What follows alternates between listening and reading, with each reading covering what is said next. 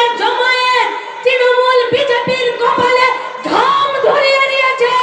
আপনাদেরকে শপথ নিতে হবে, ওদের এই ঘাম মুছতে দেওয়া যাবে না।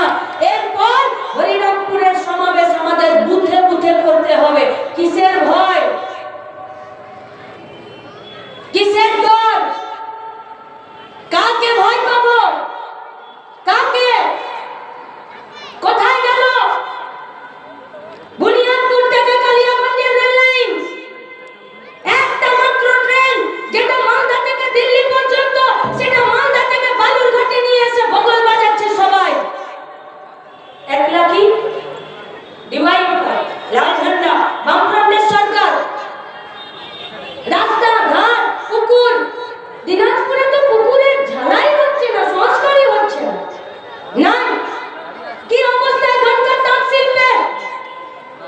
কেউ আর ফিরে খুঁজে পাচ্ছে না।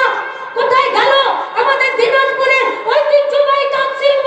যারা তাঁত বুনতো তারা আজকে অন্য রাজ্যে পড়ে আছে 10,000 12,000 টাকার জন্য, আর ঘরে তারা ফিরে না।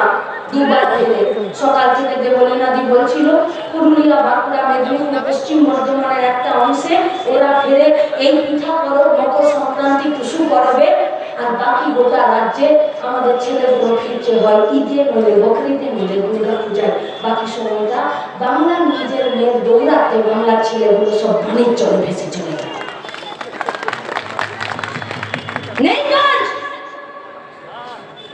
কি হবে আমাদের ঐতিহ্যবাহী সমস্ত এই দিনাজপুরের আমাদের সৃষ্টি, আমাদের ঐতিহ্য, আমাদের ট্র্যাডিশন, মুখা শিল্প, চারু শিল্প, ঢোকরা শিল্প, ওই সব শিল্পীগুলো কোথায় গেল?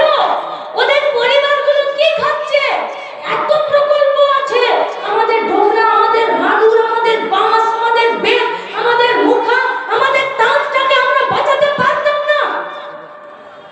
বাঁচাতে গেলে সব ইচ্ছা আছে। যারা স্কুলের গেটে, কারখানার গেটে তালা দিয়ে মদের দোকান খোলে, তারা তাঁত, বাঁশ, বেত, মুখা, ঢোকরা দেখতে পায় না। এটা দেখতে পায় যারা মাঠে ঘাটে মানুষের পেটের যন্ত্রণা, খেটে খাওয়ার যন্ত্রণা, লড়ে থাকার যন্ত্রণা, সেই যন্ত্রণা নিয়ে বেঁচে থাকতে পারে তারা। একটা হসপিটালে জানো, একটা পোয়াতি মেয়ের বাচ্চা হবে, ভর্তি হয়ে গেছে হসপিটালে। প্রসব ব্যথা উঠেছে, ওঠার পরে বেড থেকে লেবার রুমে নিয়ে গেছে, জল ভাঙতে শুরু করেছে। পেট থেকে বাচ্চাটার মাথাটা বেরোচ্ছে, কিন্তু ডাক্তার বাচ্চাটার মাথাটা ধরতে হাত দুটো এগোচ্ছে না, পিছনে হাত দিয়ে দাঁড়িয়ে আছে। পোয়াতিটা যন্ত্রণায় ছটফট করছে। সিস্টারগুলো বারবার দরজা খুলছে আর এসে ডাক্তারকে বলছে কিছু করুন, কিছু করুন।